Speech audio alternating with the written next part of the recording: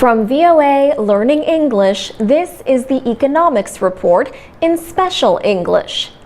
The international language of business is English, but a growing number of American companies that do business in China are having their workers learn Mandarin. Michael Chung is a Taiwanese-American internet entrepreneur and property developer. He is also in the business of teaching Chinese. Michael Chung is president and founder of the Mando Mandarin Online School.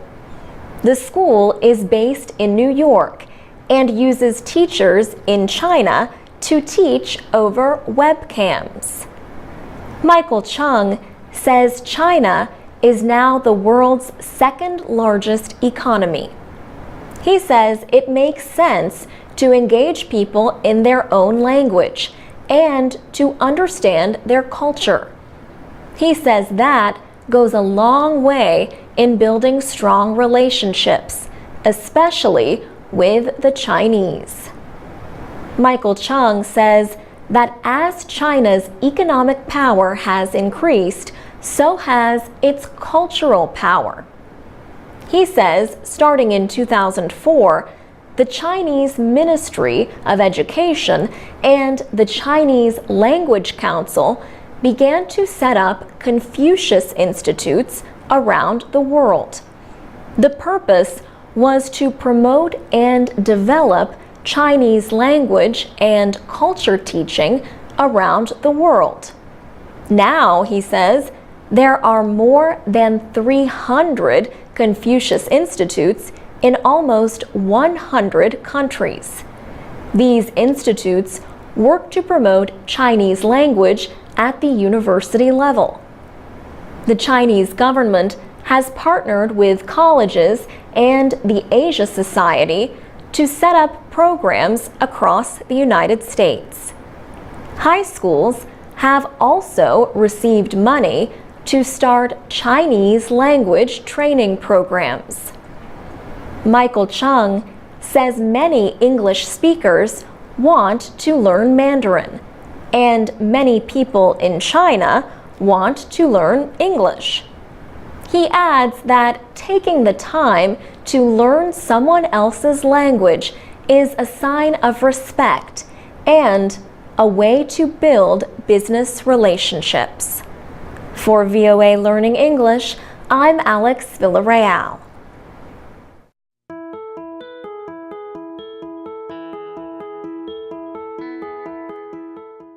From VOA Learning English, this is the Economics Report.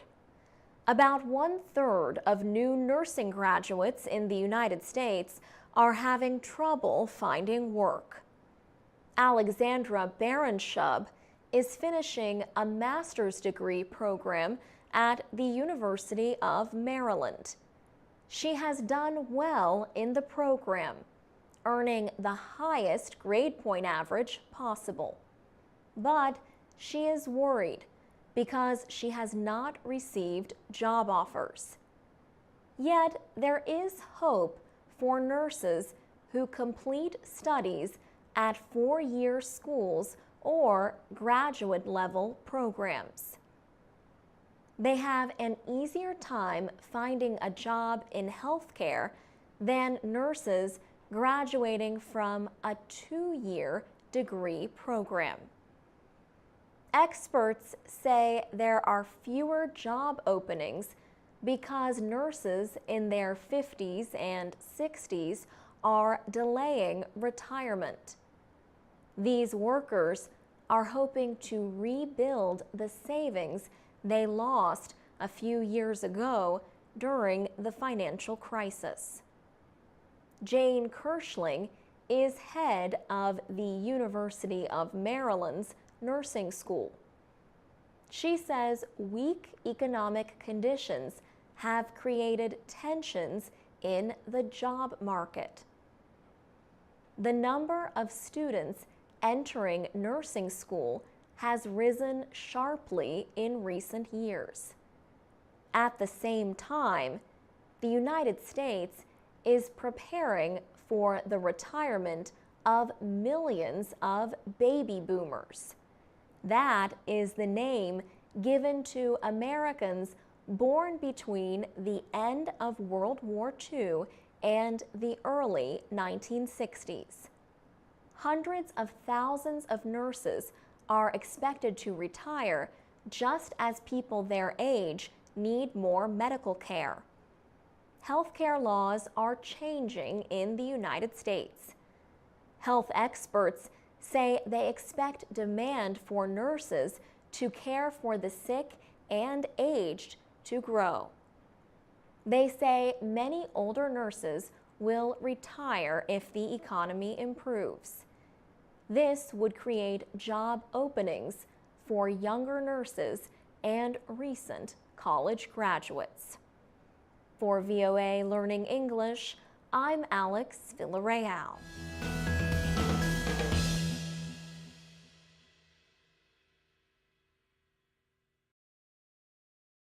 From VOA Learning English, this is the Economics Report in Special English. President Obama had little time to celebrate his re-election in early November. He now turns his attention to negotiations with congressional leaders.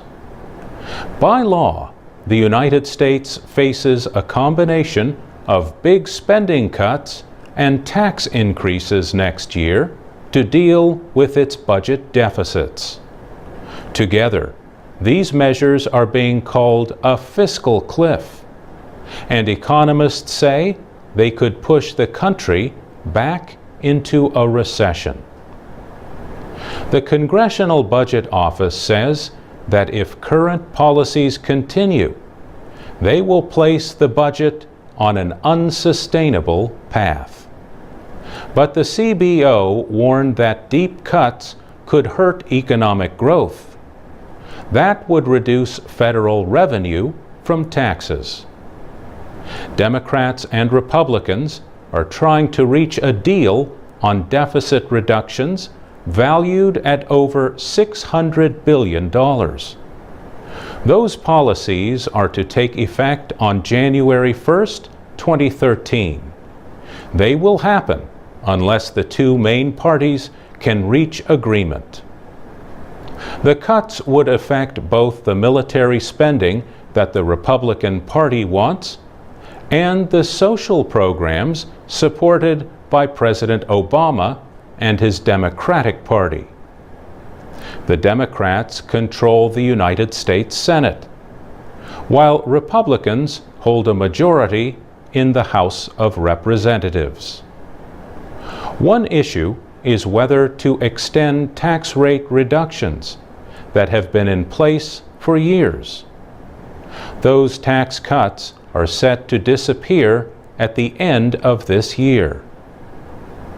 The reduced tax rates apply to all Americans, whatever they earn. Republican lawmakers say they continue to support all of the lower tax rates. But President Obama and Democratic Party leaders have been seeking to end the tax cuts for the wealthiest taxpayers. Both sides have signaled a willingness to compromise. But without agreement, painful budget measures are sure to take effect. For VOA Learning English, I'm Mario Ritter.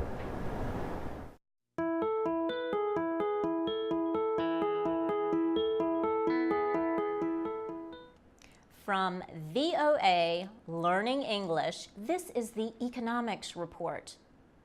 The South African Department of Labor reported last month that the nation has too few jobs for unskilled laborers. The department also said there are not enough workers for highly skilled positions.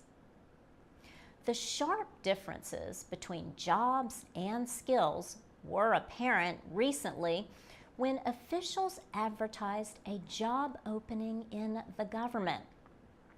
The position was that of Auditor General or Chief financial supervisor. With a 26% unemployment rate nationwide, there was no shortage of interest in the job. 90 people asked to be considered, but officials said many of them lacked the necessary skills or education. The Auditor General is responsible for supervising and independently examining South Africa's finances. The advertisement said the position required the person to be a trained accountant, but many unqualified people applied. The Labor Department report blamed the nation's poor education system. But for unskilled workers, the story is very different. Restaurant industry official T.J. Vonderwalt says the businesses he works with get a huge number of applications for every job. Seja Motopo Motau is a member of South Africa's parliament. He says education has been a major problem in South Africa's development. He notes that many blacks received a poor education under white minority rule. Apartheid officially ended in 1994. He says many people are university graduates, but they cannot get jobs where there is a need for skilled workers. This is because the education these graduates have is not enough to place them in jobs with high skill requirements. For VOA Learning English, I'm Laurel Bowman.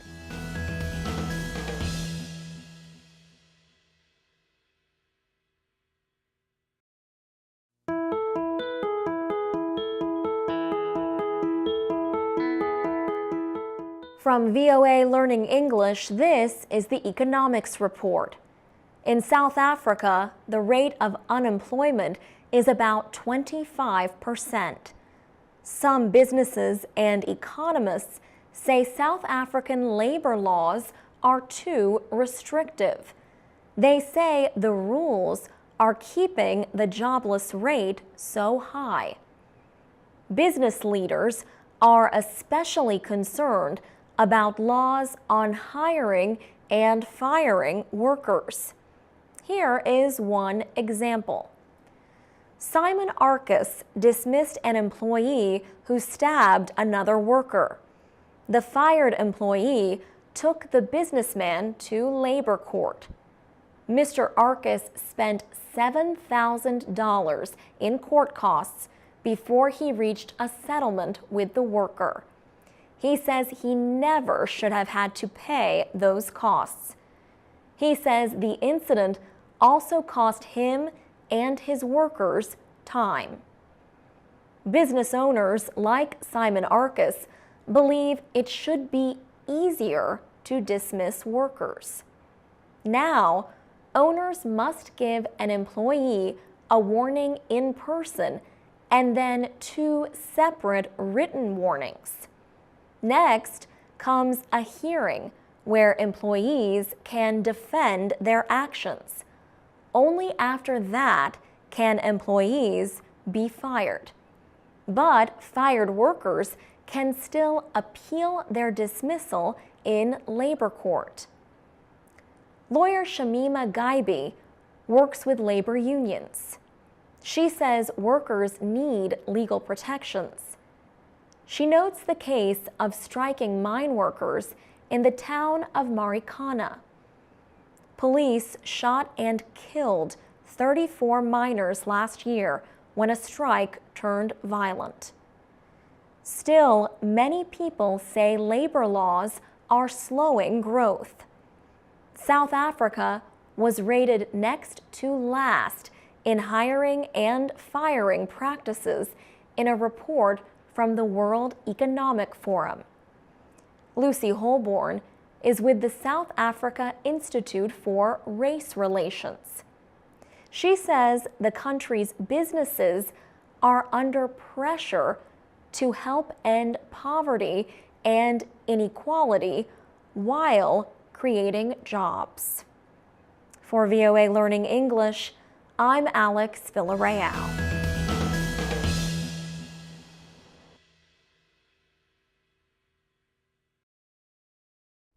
I'm Carolyn Presutti with the VOA Special English Economics Report.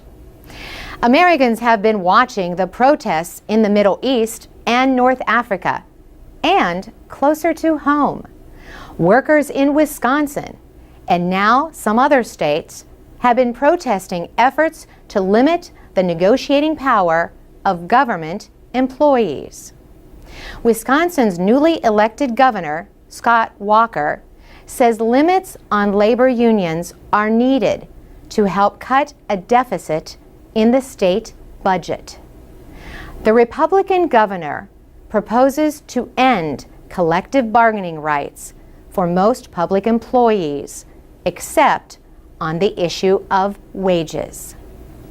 The bill has led to big, noisy demonstrations that began in February in Madison, the state capital. The bill would not affect police or firefighters. They are barred from striking. But firefighter Mahlon Mitchell came to protest anyway. Democrats in the state Senate fled to the neighboring Midwestern state of Illinois. They want to prevent the Republican majority in the Wisconsin legislature from passing the bill, which they consider anti-union. Labor unions are a traditional base of support for the Democratic Party. Governor Walker says the state could have to start dismissing workers unless the Democrats return to debate what he calls a budget repair bill. Dennis Dresang is Professor Emeritus of Political Science at the University of Wisconsin. He says the modern history of the state helps explain the strong reaction. He said Wisconsin was the first state in the nation to establish the right of public employees to bargain collectively. So it is a real shock to a lot of people that these rights would be taken away. Collective bargaining rights differ from state to state. Lawmakers in Indiana, Michigan, and Ohio have also proposed limits on unions representing public employees. Critics say politicians are using state budget problems as an excuse for union busting in an effort to take away rights to organize. Unions have been shrinking in private industry. The Labor Department says only 7% of workers in the private sector now belong to one. But more than 1/3 of government workers hold union cards. Local governments are the most unionized. Over 42% of workers, like teachers, healthcare workers, and public safety employees, are union members. For VOA Special English, I'm Carolyn Presutti. For more news and to tell us your thoughts about organized labor, go to voaspecialenglish.com. This is the VOA Special English Economics Report. The chief executive who presented the latest and coolest electronics to the world has stepped down. Steve Jobs announced his resignation as head of Apple in a letter. He wrote, "I have always said if there ever came a day when I could no longer meet my duties and expectations as Apple's CEO, I would be the first to let you know. Unfortunately, that day has come. Steve Jobs and Steve Wozniak started Apple Computer in 1976. The company sold a new kind of electronic device, the personal computer. Apple Computer grew more quickly than anyone could have imagined. In 1985, however, Steve Jobs resigned after disputes with managers who had been brought in to direct business operations. He soon started his own software company, Next, and bought a computer animation studio. The Pixar movie studio would go on to create movies like Toy Story and Finding Nemo. They are two of the most successful animated films ever made. Apple struggled during the 1990s. Many products failed. The company began losing money and its stock price sank. In 1997, Apple bought Next and brought back Steve Jobs. Apple used software developed at Next to create the Mac OS computer operating system. The next year, Apple became profitable, and a series of highly successful products followed. In 2001, Apple released the iPod, a digital music player. The iPhone arrived in 2007. Apple has also been a leader in online marketing. The iTunes Music Store sells songs for download. The App Store sells applications for computers and mobile devices. Steve Jobs is closely linked with the success of Apple. Investors were scared when he announced he had an operation for pancreatic cancer in 2004. His decision to leave comes as Apple continues to release winning products. Apple sold over 4.5 million iPads in the first 3 months of this year. The company holds the largest share of the growing tablet computer market. On August 9th, Apple first passed ExxonMobil Corporation to become the most valuable publicly traded company in the world. Since then, the two companies have traded the lead. For VOA Special English, I'm Alex Villarreal. You can learn English and stay informed every day from your computer or mobile device at voaspecialenglish.com. You can also find us on Facebook, Twitter, and iTunes at VOA Learning English. From VOA Learning English, this is the Economics Report in Special English. Many children first learn the value of money by receiving an allowance. The purpose of an allowance is to teach children about money. Children can learn how to manage money, especially at an early age, when financial mistakes are not very costly. The amount of money that parents give to their children to spend as they wish differs from family to family. Timing is another consideration. Some children get a weekly allowance, others get a monthly allowance. Parents should make clear what, if anything, the child is expected to pay for with the money.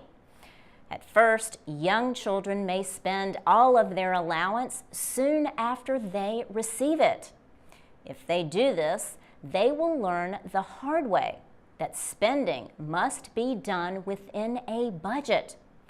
Parents are usually advised not to offer more money until the next allowance. The object is to show young people that a budget demands choices between spending and saving. Older children may be responsible enough to save money for larger costs like clothing or electronics. Many people who have written on the subject of allowances say it is not a good idea to pay your child for work around the home. These jobs are a normal part of family life. Paying children to do extra work around the house, however, can be useful. It can even provide an understanding of how a business works. Allowances give children a chance to experience the things they can do with money. They can share it in the form of gifts or giving to a good cause. They can spend it by buying things that they want, or they can save and maybe even invest it. Saving helps children understand that costly goals require sacrifice. You have to cut costs and plan for the future. For VOA Learning English, I'm Laurel Bowman.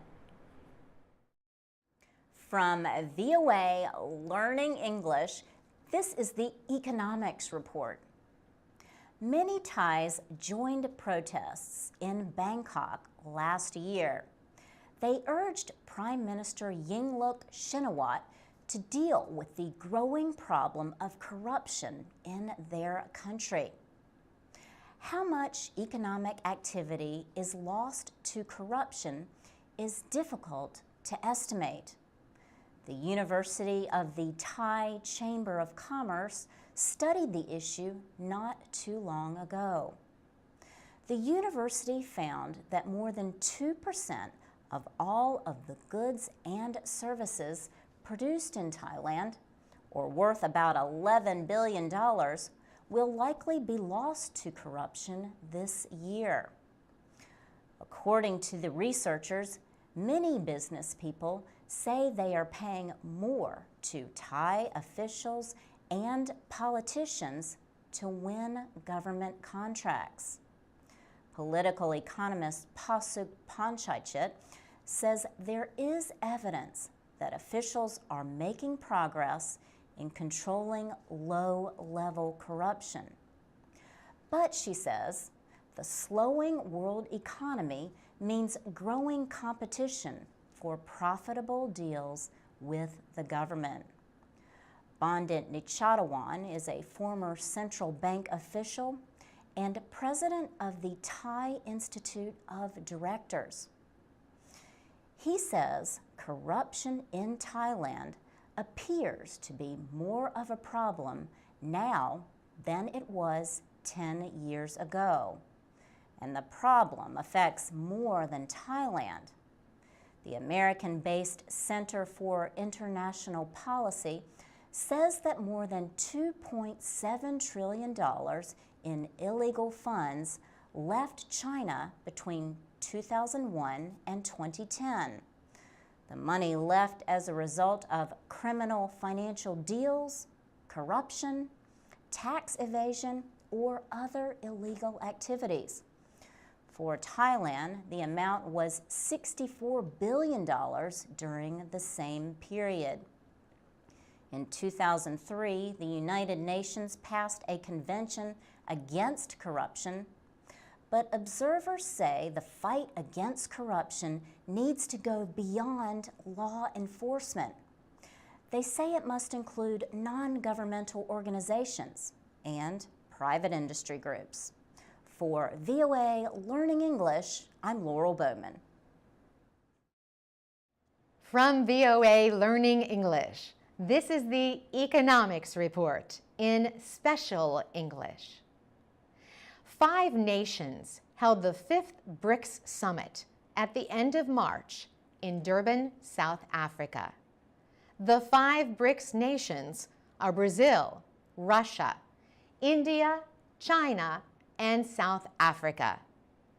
for years, these nations have said they do not have a strong voice in world events. All 5 countries have strong economies, but none has been asked to lead the International Monetary Fund or the World Bank. India, Brazil, and South Africa have all campaigned without success for a permanent seat on the United Nations Security Council. Anil Suklal is South Africa's ambassador to the BRICS group. He says the group can overcome historical imbalances by giving each nation power over a proposed development bank. The bank would be collectively owned by all the BRICS countries. Emilio Pera is with Ernst & Young Business Advisory Services. He says a development bank is a good idea for financing public works projects and strengthening cooperation between the BRICS nations. A report from South Africa's Standard Bank says each nation is expected to donate $10 billion for the bank. China's economy alone is bigger than that of the 4 other countries combined. For China, $10 billion is not a lot of money. But for South Africa, it represents almost half of the country's education budget. At the IMF and the World Bank, members donate money based on the size of their economy. Standard Bank's Simon Fremantle says it could be a long time before the bank is launched. He thinks the bank has a long process through which it still has to travel in order to reach the point where it can extend loans. For VOA Learning English, I'm Carolyn Presutti.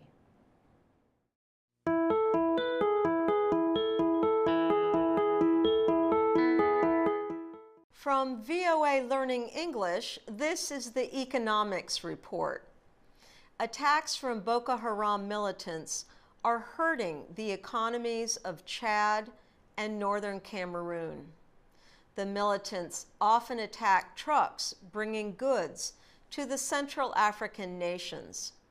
Some of the goods come from Borno State in nearby Nigeria. Borno State is currently under the control of the Islamist militants. Nafisa Aja works at one of the most popular stores in N'Djamena, the capital of Chad. She says the store has not received supplies from Borno State for several months. Business is slow because of the attacks on the trucks that transport supplies. Tuk Bahaman is a truck driver. He says he no longer goes to Nigeria for supplies because Boko Haram targets trucks and kills drivers.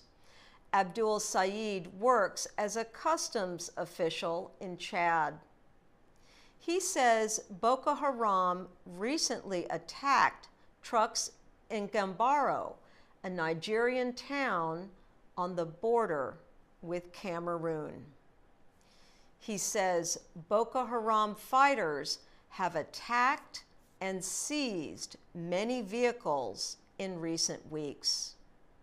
Abba Kabir is a member of Cameroon's National Assembly.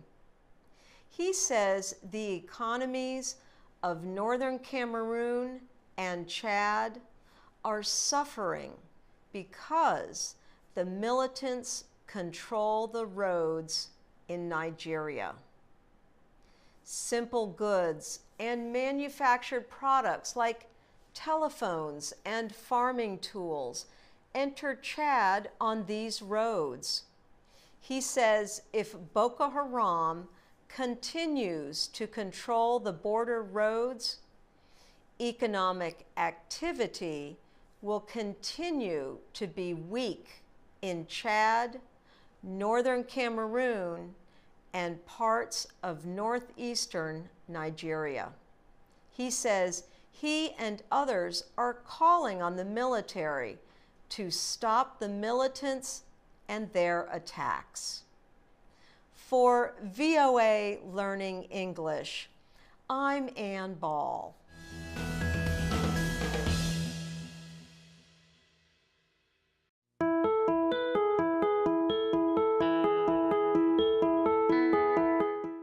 From VOA Learning English, this is the Economics Report. China's economic growth slowed during the first 3 months of this year. Chinese government media reported recently that the nation's gross domestic product, or GDP, grew at 6.7% between January and March. GDP represents the value of all goods and services produced within a country. China is the world's second largest economy. The 6.7 growth rate was the slowest there since the start of the world financial crisis 7 years ago. In the final 3 months of 2015, the Chinese economy grew 6.8%.